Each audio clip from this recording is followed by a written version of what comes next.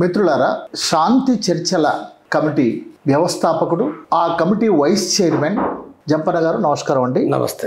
జంపన్న గారు, కర్రగుట్ట అడవుల్లో ఏం జరిగింది? ఏదో చేస్తామని కేంద్ర ప్రభుత్వం బయలుదేరింది. సుమారు 10-15 రోజులు అక్కడ అడవులన్నింటినీ, గుట్టలన్నింటినీ జల్లెడబట్టారు. ఆ తర్వాత పేపర్లలో కూడా అనేక మంది చనిపోయారని, ఎన్కౌంటర్ అయిందని, 30 మంది అని, 20 మంది అని, 10 మంది అని, 8 మంది అని వార్తలు కూడా వచ్చాయి. పాకిస్తాన్ ఇండియా యుద్ధం ప్రారంభమైన తర్వాత, లేక టెర్రరిస్టులతో ఆ టెర్రరిస్ట్ చర్యలు, దానిపైన ఇండియా దాడులు ప్రారంభమైన తర్వాత, అందుకు అవసరం కోసమా లేదా ఏదైనా కానివ్వండి, అక్కడి నుంచి సైన్యాన్ని ఉపసంహరించుకుంది కేంద్ర ప్రభుత్వం. దీన్ని ఏ విధంగా చూడాలి? అక్కడ ఏం జరిగింది? నేను మొదటగా కర్రగుట్ట లోపల దాదాపు ఒక 7-8 రోజులు జరిగిన ఆపరేషన్ ఏదైతుందో, మొట్టమొదటగా భారతదేశ వ్యాప్తంగా, ఓన్లీ తెలంగాణ కాదు, భారతదేశ వ్యాప్తంగా ఒక భయోత్పాతాన్ని సృష్టించింది. మొట్టమొదటగా అక్కడ మావోయిస్టు పార్టీని, ప్రజలను చంపబోతున్నారు. 10,000 బలగాలు, 20,000 బలగాలు చుట్టుముట్టి డ్రోన్ దాడులతో, రాకెట్ లాంచర్లతో ఏదైతుందో ఈ దాడి, అంటే పొరుగు దేశం పైన ఒక దాడి చేస్తున్నట్టుగా ఏదైతే సృష్టించిన వాతావరణం ఉందో మీడియా లోపల వరుసగా ఈనాటి వరకు కూడా జరుగుతున్న ఏదైతే ఉందో, ఈ మొత్తం కూడా ఒక పొరుగు దేశం పైన దాడిలాగా ఉన్నది. ఒక టెర్రర్ అంటే వాస్తవంగా పొరుగు దేశం పైన ఒక యుద్ధం వచ్చినప్పుడు ఉండే చిత్రం వేరు. కానీ ఈ మావోయిస్టులు అనే వాళ్ళు ఈ దేశ పౌరులు. ప్రతి హింసల సమస్య చర్చ వేరు. కానీ ఈ దేశ పౌరులుగా, ఈ దేశ ప్రజల కోసం వాళ్ళు, ఇందులో అనేక విభేదాలు ఉండొచ్చుగాక, వాళ్ళ యొక్క జీవితం ఏదైతుందో ప్రజల కోసం వాళ్ళ అంకితమైన చరిత్ర ఈ ప్రజలు, ఈ దేశం గమనిస్తున్నది. కాబట్టి ఇలాంటి నేపథ్యంలో చెప్పి ఈ రకంగా దాడి చేయడం ద్వారా ఏదైతుందో ఒక భయమే కాదు, ఆ భయంతో పాటు వచ్చింది ఏంటంటే, వాళ్ళని చంపకూడదు, చంపడం అనేది సరైన పద్ధతి కాదు. ప్రత్యేకించి వాళ్ళు ఆల్రెడీ మేము చర్చలకు వస్తాము, కాల్పుల విరమణ ప్రకటిస్తాము, మేము తప్పనిసరిగా ఈ ప్రభుత్వంతో చర్చించి మేము ఈ ప్రజాస్వామిక వాదుల శాంతి కమిటీ యొక్క ఆలోచనలకు అనుగుణంగా మేము ఆలోచిస్తామని చెప్పి ప్రకటించినప్పుడు ఈ దాడి చేయడం అనేది చాలా ప్రజానీకం పెద్ద ఎత్తున ఎంత సీరియస్గానంటే, తెలంగాణ కాదు దేశవ్యాప్తంగా కూడా చాలా తీవ్రంగా చంపకూడదనే నిరసన పెరిగింది, వ్యతిరేకత పెరిగింది.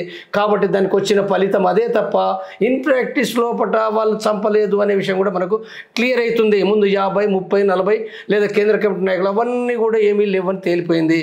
కాబట్టి ఇక్కడ ఇదే జరిగింది అనేదే నా అభిప్రాయం. 2026 మార్చి 31 నాటికి దేశంలో మావోయిస్టులను ఏరిపారేస్తాం కేంద్ర హోంశాఖ మంత్రి అమిత్ షా గారు ప్రకటించారు. దానిపైన మీరేమంటారు? మొదటగా ఆ నిర్మూలించడం అనే పదమే సరైనది కాదు. వాళ్ళు పెట్టుకున్న కగార్ అనే ఏదైతే వర్డ్ ఉందో, కగార్ అంటే అంతిమ యుద్ధం అనేది ఏదైతుందో, వాస్తవంగా ఈ దేశ పౌరులపైన, ఈ దేశ వాళ్ళు ఉద్యమకారులపైన అంతిమ యుద్ధం అనేది దాని యొక్క టైటిలే కరెక్ట్ కాదు. నిర్మూలించడం అనేది తప్పు.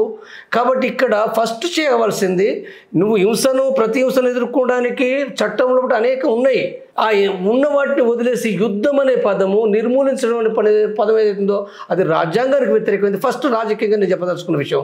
రెండో విషయం, మీ ప్రశ్న లోపల 2026 మార్చి నాటికి నిర్మూలించగలరంటే అది చాలా అది కష్టం. అది కొంతమందిని చంపొచ్చు కాక, కొంతమందిని వాళ్ళకున్న బలగాలు, వాళ్ళ శక్తి, వాళ్ళ టెక్నాలజీ, డ్రోన్లు వగైరా వాటి మూలంగా.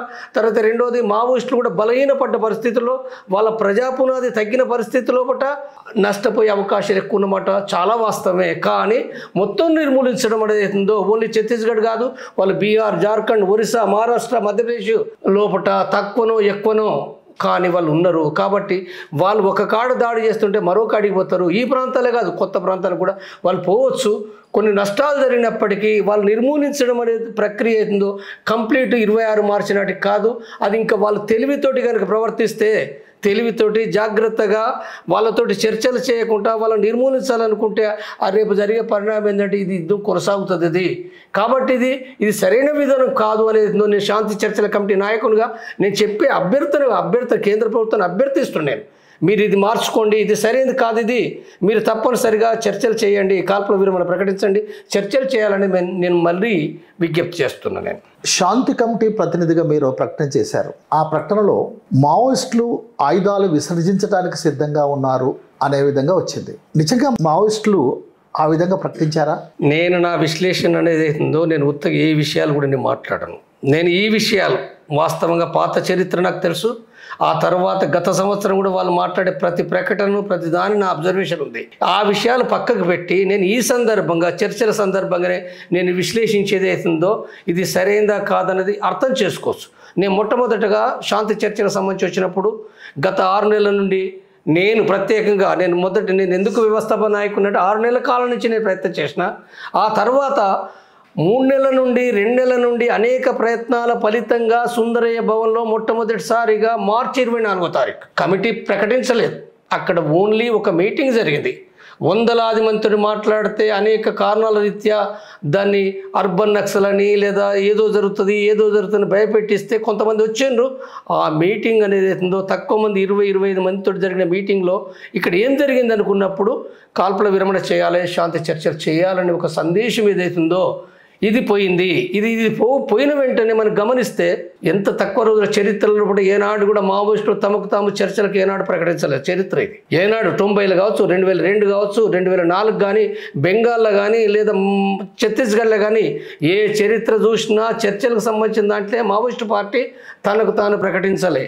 ఇక్కడ ప్రకటించింది ఫస్ట్ మనం అర్థం చేసుకుంటే సుందరయ్య భవన్ లోపల ఏదైతే మాట్లాడిందో ఇంత తొందరగా ఎందుకు వచ్చింది? దేశమంతా మాట్లాడలే, తెలంగాణలో మాట్లాడలే, కొద్దిమంది మాట్లాడంగానే ఇంత తొందరగా 8 డేస్ కాకముందుకే వాళ్ళు ఫస్ట్ దీన్ని వెల్కమ్ చేశారు. వెల్కమ్ ఇక్కడ ఫస్ట్ అర్థం చేసుకోవాలి మనం.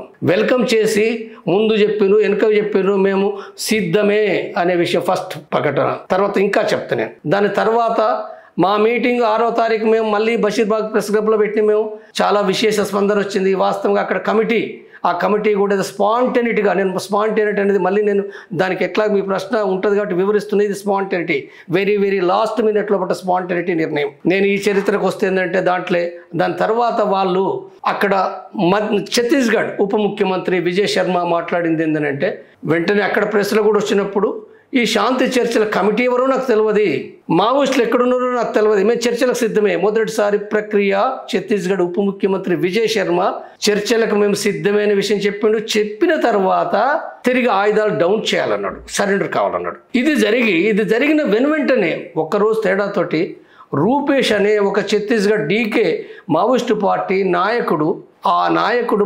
3 స్టేట్మెంట్లు ఇచ్చిండు వరుసగా. హిందీలో చాలా చిన్నగా ఉన్న దాంట్లో తెలుగు కూడా అనువాదం వచ్చినాయి. దాంట్లో చాలా స్పష్టంగా ఉన్నది ఏంటంటే ఎలాంటి బీజేపీ పైన కేంద్ర ప్రభుత్వంలో విమర్శలు లేవు. చాలా స్పష్టంగా మేము శాంతి చర్చలకు మేము సిద్ధమే, మేము నిజాయితీగా చెప్తున్నాం అనే విషయం చెప్పిండు. విజయ్ శర్మ ఏదైతే మాట్లాడిండో చర్చలకు సిద్ధమన్న మాట ఇదొక్కటే, దాన్ని వెల్కమ్ చేసాడు. దాన్ని వెల్కమ్ చేస్తూనే మరొక వంక ఆయుధ విసర్జన అంటే ఆయుధాలు డౌన్ చేయడానికి దాని కౌంటర్ ఏమి ఇచ్చిందంటే వాస్తవంగా తెలుగు మీడియాలో ఇదెట్లా డౌన్ అదెట్లని మాట్లాడారు. కానీ చాలా విషయాల దృక్పథం, ఎంతో విషయాల దృక్పథుడు ఆయన మాట్లాడిన మాట. అవును, ఆయుధాల విసర్జన ఎజెండాలో బాగా చర్చిద్దాం అన్నాడు. దీని బ్రాడ్నెస్ అర్థం చేసుకోవాలి. తర్వాత ఎక్కడ కూడా ఏమాత్రం కూడా ఏంటంటే టెంప్ట్ కాలే, చాలా విషయాలు దృక్పడుతున్నాడు. ఇది ఒక్కటి కాదు, 2 వచ్చినాయి, 3 వచ్చినాయి. ఇవి వచ్చినప్పుడు మన తెలుగు మీడియాలో అసలు ఇది మావోయిస్టు పార్టీ స్టేట్మెంట్ అనా, ఇదంతా నకిలీ, ఇది ఫేక్. ఎవరన్నారు? మావోయిస్టులో చెప్పబడేవారు కూడా అన్నారు. ఇక్కడ బయట ఉన్న వాళ్ళు అనేక మంది మేధావులు. నేను చెప్పిన స్పష్టంగా అది ఒరిజినలే, 100% ఒరిజినలే. అభయ్ స్టేట్మెంట్ ఫేక్ అన్నప్పుడు నేను ఒరిజినల్ చెప్పింది నేనే, ఇక్కడ చెప్పింది నేనే, స్పష్టంగా చెప్పింది నేను. అర్థం చేసుకుంటున్నా, వాళ్ళ అంతరాత్మ అర్థం చేసుకుంటా, వాళ్ళ యొక్క వివిధ టాక్టిక్స్ నాకు తెలుసు కాబట్టి నేను స్పష్టంగా చెప్పిన ఇది రూపేష్దే, ఇది ఇంతే కదా. ఆ తర్వాత ఇంకా రూపేష్ 3 స్టేట్మెంట్లే కాకుండా కూడా ఆ తర్వాత చాలా ప్రముఖమైంది హిందీ ఛానల్ బస్తర్ టాకీస్ లోపల గంట పైన మాట్లాడిండు ఆయనే. ఆ హిందీలో మాట్లాడిన విషయం సివిల్లో వచ్చి ఎక్కడొక్కడ రహస్యంగా ఉండి ఆయన ఎవరో నాకు తెలుసు, నాకు అర్థమైంది ఎవరు అనేది నాకు తెలుసు.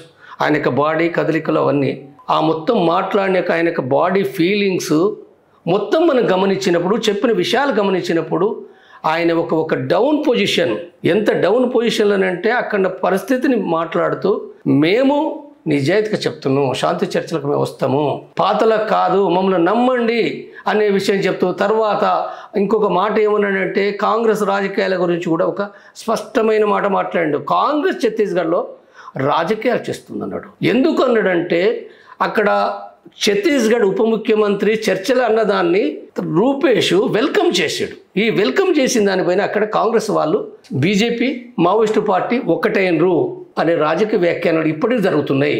వీళ్ళు ఒక్కటైనరు. ఒక్కొక్క దాడులు ఎదుర్కొంటున్నారు, చంపబడుతున్నారు. ఇక్కడ ఇంత అదిగా కాంగ్రెస్ నాయకులు కంటిన్యూగా అంటే వాళ్ళ భయం ఏంటిదనంటే ఒకవేళ ఈ చర్చలు కనుక జరిగితే బీజేపీ గవర్నమెంట్ మావోయిస్టు పార్టీ జరిగితే రాజకీయాలు ఆలోచిస్తారు, రాజకీయ లాభ నష్టాలు ఆలోచిస్తారు, క్యాల్కులేషన్స్ ఉన్నాయి వీటి వెనకాల. కాబట్టి అక్కడ చాలా ఉందాగా మాట్లాడిండు. గతంలో కూడా జరిగిన కాంగ్రెస్ నాయకుడిని అంటే ఒక మహేంద్ర కర్మని చంపినప్పుడు ఇతర నాయకులు కూడా చంపిన విషయంలో కూడా చాలా స్పష్టంగా గతంలో చెప్పిన విషయాన్ని మళ్ళీ మేము ఆనాడు మేము అనుకోలేదు, చంపడం అనేది మా పొరపాటు, మహేంద్రను చంపడం పొరపాటు అనలే, అక్కడ జరిగిన దాంట్లో కూడా ఒక పొరపాటు జరిగిందని తన ఆత్మవిమర్శగా ప్రకటించాడు. కాబట్టి ఆ మొత్తం గమనించినప్పుడు చాలా స్పష్టంగా ఉన్నాడు. ఈ సారము అంటే ఆయన ఎందుకు అనలేదు అనేది వేరే విషయం. అసలు ఎవరైనా ఆయుధ విసర్జన ఎజెండాలో పెట్టమని చెప్పి మాట్లాడతారా? వాస్తవంగా ఆ ఎజెండా నువ్వు మాట్లాడడం అని అంటేనే దాని అర్థం ఏంటిది? నువ్వు తప్పనిసరిగా ఒక్క రోజునే తేలిపోతుంది. అది నెల రోజులు కాదు, 6 నెలలు కాదు, ఫస్ట్ 1 డే ఏవైతున్నాయో ఇప్పుడు గతంలాగా 3 నెలలు 6 నెలలు అంటే జరిగాయి. పాతలాగా యాంత్రిక పద్ధతిలో మెకానికల్గా చర్చలను ఆలోచించడం వృధా నా దృష్టిలో. కాబట్టి అవి జరిగితే ఏమి జరుగుతాయి అనుకున్నప్పుడు ఇవాళ ఏదైతుందో మావోయిస్టులు పూర్తిగా సంసిద్ధతోటి వస్తారు. రాజశేఖర రెడ్డి అనుభవం ఉంది ఆ చర్చలు. రాజ్యం అంటే ఏంటిదో వాళ్ళకి తెలుసు, బయట ఉన్న వాళ్ళకి తెలియదు రాజ్యం గురించి. రాజ్యం అంటే ఏంటిదో వాళ్ళకి తెలుసు, ఏ యంత్రాంగం ఏం పనిచేస్తుంది, ఎలాంటి నిర్ణయాలు జరుగుతాయని వాళ్ళకి చాలా స్పష్టంగా తెలుసు. కాబట్టి తెలిసిన నేపథ్యంలో కూడా వాళ్ళు మాట్లాడిన యొక్క సారాంశము వాళ్ళు సాయుధ పోరాట విరమణ ప్రకటించలేదు. ఎందుకు ప్రకటించలేదు అనేది వేరే విషయం. నాకు తెలుసు, నేను ఎందుకు చెప్పను, నేను కొన్ని విషయాలు నేను చెప్పను, కానీ వాళ్ళు ఏమి చెప్పిండ్రు, ఎందుకు చెప్తున్నారు, వాటి సారం ఏంటిదో నాకు తెలుసు. కాబట్టి దృష్టిలో పెట్టుకున్నప్పుడు నేను ఎదుర్కొన్నా వివిధ మీడియాలో పట్ట ఇదంతా తాత్కాలికం, ఇదంతా ఎత్తుగడలు మోసం. ఇది 2004లో ఏం చేశారు, 90లో ఏం చేశారు, 2002 మీరేం చేశారు, ఈ మోసం మళ్ళీ 4 నెలలు 6 నెలలు వచ్చి మీరు ఇదే కదా అని మాట్లాడి నన్ను ప్రశ్నించారు ఇంటర్వ్యూలో. కాదు, రాంగా చెప్పండి, ఇది కాదు, పాతది కాదు, ఇది నిజాయితీతో కూడుకున్నది. దాన్ని దృష్టిలో పెట్టుకునేనా మీరు పీస్ కమిటీ లక్ష్యము లేక చర్చల లక్ష్యము శాశ్వత శాంతి ఏర్పడాలి తప్ప తాత్కాలికం కాకూడదు అని మీరు చెప్పింది? వాళ్ళ లక్ష్యం కూడా, మావోయిస్టుల లక్ష్యం కూడా అదేనై ఉంటుందా?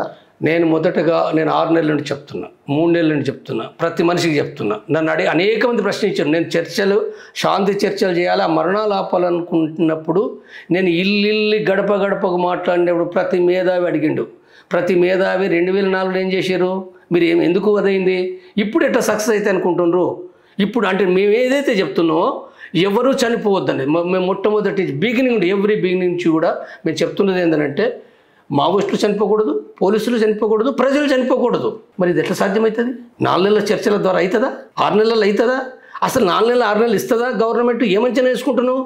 మనకేమన్నా అసలు కనీసం ఉండాలి కదా. రాజశేఖర రెడ్డి గవర్నమెంటే 6 నెలలు ఇచ్చింది. 6 నెలలు కాదు కదా, నెల కూడా ఇవ్వదు. నీకు అర్థం కావాల్సింది ఏంటంటే నెల 2 నెలలో ఏదైతే ఉందో ఈ మొత్తం కాలం లోపల నువ్వు ఫస్ట్ దీనికి కనుక లేకపోతే శాంతి చర్చలు ఎందుకు ఫెయిల్ అయినాయో ఫస్ట్ అర్థం చేసుకోవాలి. 2004లో మాకు తెలుసు, మావోయిస్ట్ ఆనాడు పీపుల్స్ వార్ కేంద్ర కమిటీకి తెలుసు, నాకు తెలుసు, చరిత్రని చాలా సందర్భాలు వివరించిన. మేము ఆనాడు శాంతికి సిద్ధంగా లేమేము, జస్ట్ అది ప్రజాస్వామికవాదులను గెలవడానికి వచ్చిన చర్చలే తప్ప మేమేదో ఆయుధాల కింద ఆనాడు ఆయుధాలు వాస్తవంగా నిజాయితీగా నేను చెప్తున్నా. అది నేను చెప్పడం కాదు, మావోయిస్టు పార్టీ సర్క్యులర్లు ఉన్నది, లెటర్స్ ఉన్నది, చరిత్ర లిఖిత రూపం లోపల 1000 పేజీలు వేరు కాడ ఎప్పుడు పోలీస్ యంత్రాంగాలు ఉన్నాయి. కాబట్టి ఆ చర్చలన్నిటిలో ఎత్తుగడల పరమైనవి, ఆ ఎత్తుగడల పరమైనది వాళ్ళకు తెలుసు, వీళ్ళకు తెలుసు. కాబట్టి ఇప్పుడు ఎత్తుగడల పరంగా ఎవరూ చేయరు. ఇప్పుడు జరగవలసింది నిజాయితీగా చేయవలసిందే. ఇప్పుడు నిజాయితీగా చేస్తేనే ఆ మరణాలు తగ్గించగలుగుతాం తప్ప 4 నెలలకు మళ్ళీ మరణాలు అయితే అదేం చర్చలు. కాబట్టి నేను మొట్టమొదటి నుంచి కూడా చాలామంది చెప్తున్నది ఇప్పుడు ఇది జరిగితే తప్ప కాదు అనే విషయం చెప్తున్నా. దాని ప్రకారంగానే ఆ చర్చల ప్రక్రియ అనేది శాంతి చర్చల కమిటీ ప్రారంభించబడింది.